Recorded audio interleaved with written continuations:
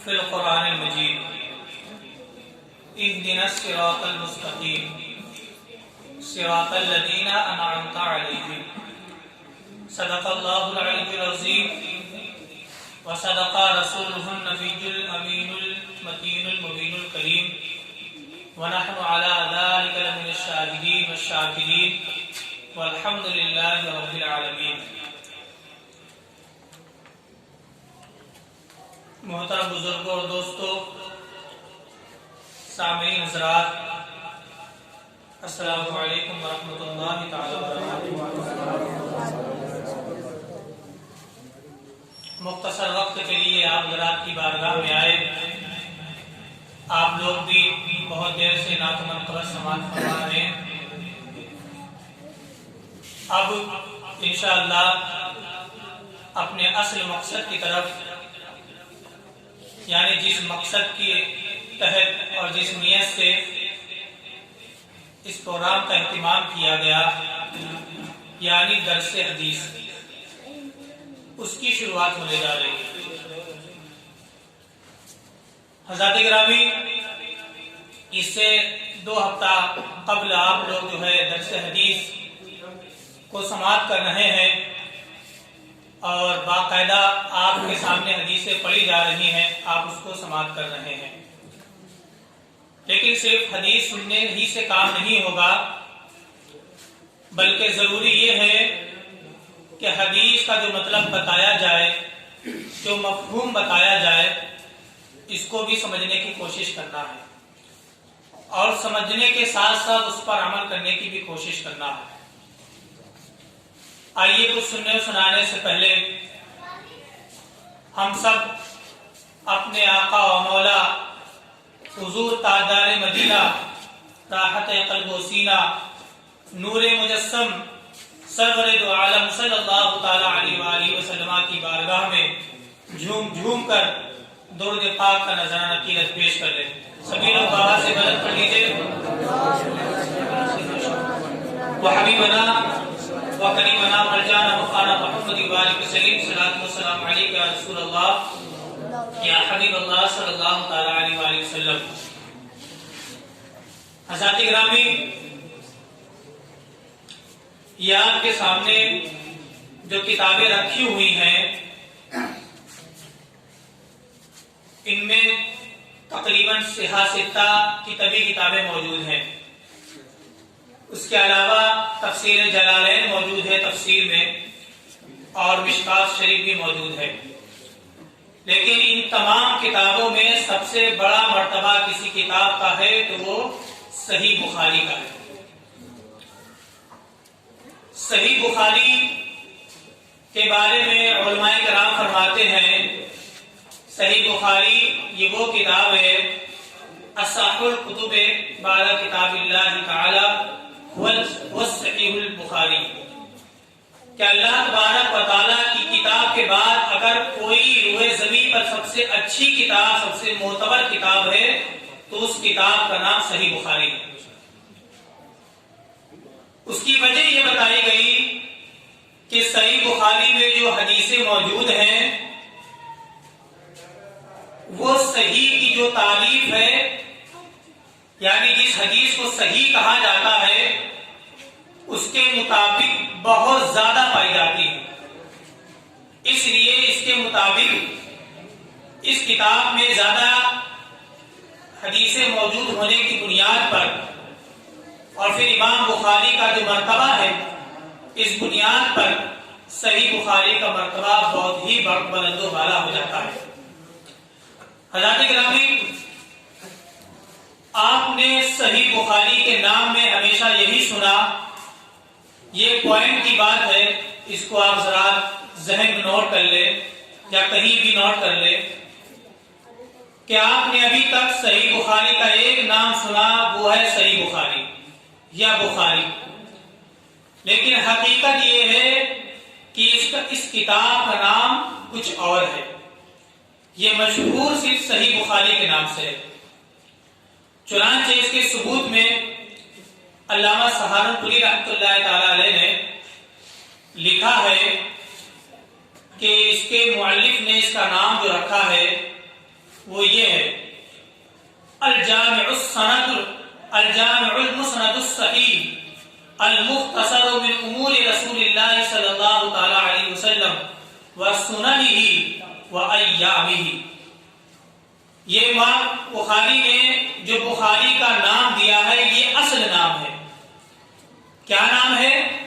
آپ خود فرماتے ہیں اما اسمہ فسماہ مؤلفہ رحمۃ اللہ تعالی علیہ الجامع المسند الصحیح.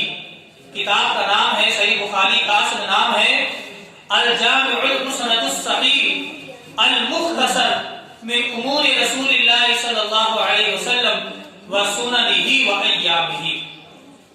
کیا مطلب ہے اس کتاب کے نام رکھنے کا مطلب یہ ہے یہ کتاب وہ کتاب ہے جو جامع ہے اور جامع ہونے کے ساتھ مسند ہے. جب آپ اصول حدیث کے بارے میں علماء کرام سے پوچھیں گے تو آپ کو بتائیں گے کہ جامع کس کتاب کو کہتے ہیں. جامع الگ کتاب کو کہا جاتا ہے، سنن ایک دوسری کتاب کو کہا جاتا ہے،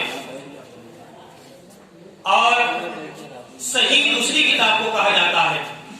چنانچہ یہ تین کیٹیگری ہیں کتاب کی، ایک صحیح ہے، ایک جامع ہے اور ایک سنن ہے. صحیح کی جب بات آتی ہے تو صحیح بخاری اور صحیح مسلم کا حوالہ دیا جاتا ہے.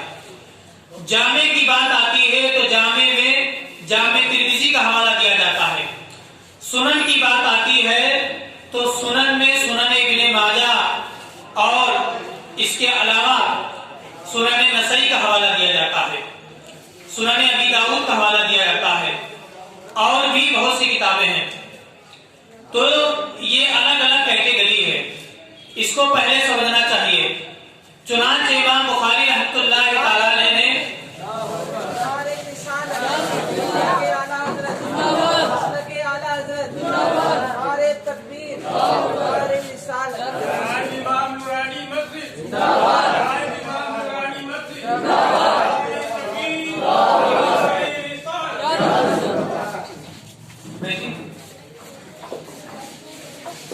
تو امام بخاری رحمۃ اللہ تعالی علیہ نے اپنی کتاب کا نام جو رکھا ہے وہ نام ہے الجامع المسند الصحیح المختصر من امور رسول اللہ صلی اللہ علیہ وسلم وسننہ وایامہ. آج آپ کے سامنے لوگ صحیح بخاری کا نام لیتے ہیں اور کہتے ہیں ہم صرف بخاری مانیں گے، صرف بخاری کی حدیث مانیں گے، اس کے علاوہ کوئی حدیث نہیں مانیں گے. اگر آپ ان سے بیٹھ کر یہ سوال کر لیجئے کہ صحیح بخاری کا اصل نام کیا ہے تو بہت کم ایسے لوگ ہوں گے جو آپ کو پورا نام بتا پائیں گے. یہ نام آپ یاد رکھیں گے، محفوظ رکھیں گے، یا کم سے کم اپنے ذہن میں بسا لیں گے کہ اس کا نام اتنا لمبا چوڑا ہے، تو اگر آپ کے سامنے کوئی غلط بیانی سے کام لے گا تو آپ اس کو فوراً پکڑ لیں گے. تو صحیح بخاری کا یہ نام یاد رکھنا ضروری ہے.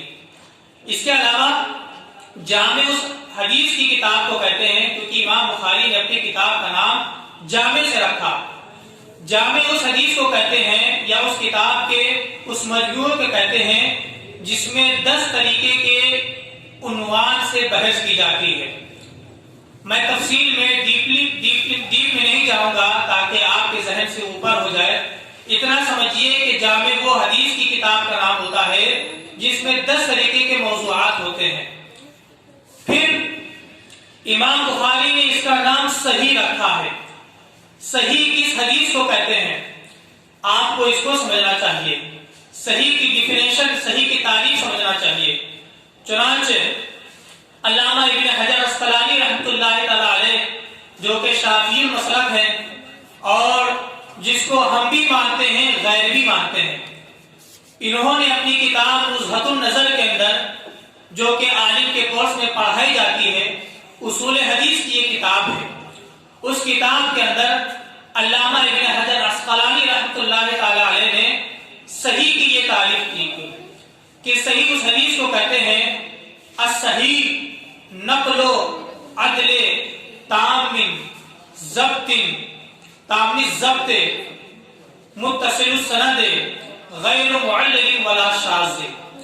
آپ فرماتے ہیں کہ صحیح وہ حدیث ہوتی ہے کہ جس کا نقل کرنے والا جو راوی ہوتا ہے، صحیح وہ حدیث ہوتی ہے جس کا نقل کرنے والا جو راوی ہوتا ہے وہ عادل ہوتا ہے.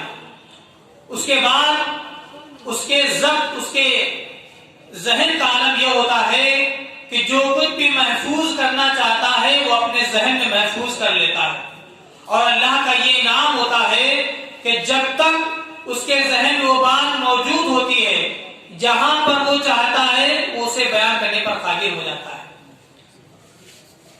تو علامہ ابن حجر عسقلانی نے لکھا ہے، صرف ضبط نہیں لکھا، انہوں نے تعریف میں لکھا ہے کہ وہ ضبط کے ساتھ ساتھ تامُّز ضبط ہونا چاہیے. یہ تامُّز ضبط کیا چیز ہے؟ تامُّز ضبط کے بارے میں علماء کرام، علماء حدیث فرماتے ہیں کہ تامُّز ایک ہوتا ہے ضبط اور ایک ہوتا ہے تامُّز ضبط. ضبط جو ہوتا ہے وہ عام طریقے سے کسی چیز کو یاد کر لینے کو کہتے ہیں. مثلا ہم گئے مسجد میں اور جانے کے بعد ہم نے سورہ فاتحہ کو یاد کیا، تو جو گویا ہم یہ بھی کہہ سکتے ہیں کہ ہم نے سورہ فاتحہ کو اپنے ذہن میں ضبط کر لیا، محفوظ کر لیا، اس کا حفظ کر لیا. یہ ہے ضبط. اور اگر آپ کے ذہن کا عالم یہ ہو کہ آپ نے جو سورہ فاتحہ یاد کی ہے، آپ سے اگر بھرے مجمع میں کوئی کسی وقت کھڑے ہو کر کے کہہ دے کہ جناب سورہ فاتحہ سنائیے، تو آپ بغیر چوں چرا کے سورہ فاتحہ پڑھنا شروع کر دیں. کسی بھی وقت رات کی تنہائی میں آ کر کے آپ سے اگر آپ کو پکڑ لیں اور کہے جناب سورہ فاتحہ سنائیے، تو آپ کا ذہن اتنا اچھا ہونا چاہیے، اتنا اچھا ہونا چاہیے کہ آپ سورہ فاتحہ مکمل طریقے سے سنانا شروع کر دیں. اور پھر سنانے میں بھی اس بات کا لحاظ ہونا چاہیے کہ کہیں پر گاڑی پھنسے نہیں. یہی تامُّز ضبط ہے. جب ضبط کا عالم یہ ہوتا ہے کہ محدث کوئی حدیث کو یاد کر لیتا ہے تو اس کے ضبط کا عالم یہ ہوتا ہے کہ وہ پھر ملک شام سے اگر یمن کی طرف بھی جاتا ہے، عرب سے اگر جو ہے افریقہ کی طرف بھی جاتا ہے، تو جب وہ اپنے ذہن پر زور دیتا ہے تو اللہ تبارک و تعالیٰ محدث کے ذہن میں ایسی برکتیں نازل فرما دیتا ہے، حدیث کی ایسی برکتیں انہیں دیتا ہے کہ جہاں چاہتا ہے وہ حدیث فارافر پڑھ کے سنانے لگتا ہے. یہ حدیث کی برکتیں ہیں.